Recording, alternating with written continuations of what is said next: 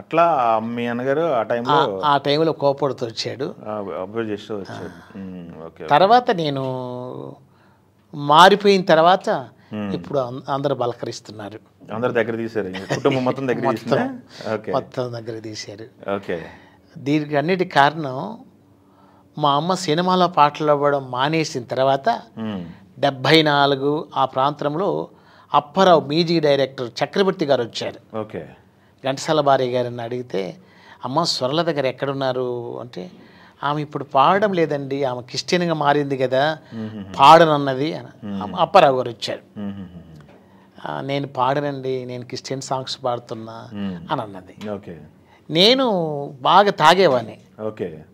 చీర కట్టుకుంటూ వచ్చేవాడిని. అట్లా కొన్ని సంవత్సరాలు ఉన్న తర్వాత మా అమ్మ ప్రార్థన చేయంగా ఆ జీవితం అంతా మార్చబడుతూ వచ్చింది. అప్పుడు చీరలు కట్టడం మానేసా. మళ్ళీ లైఫ్ లైఫ్ ఇంకా టర్న్ అయింది, ఆనందకరంగా ఉన్నా.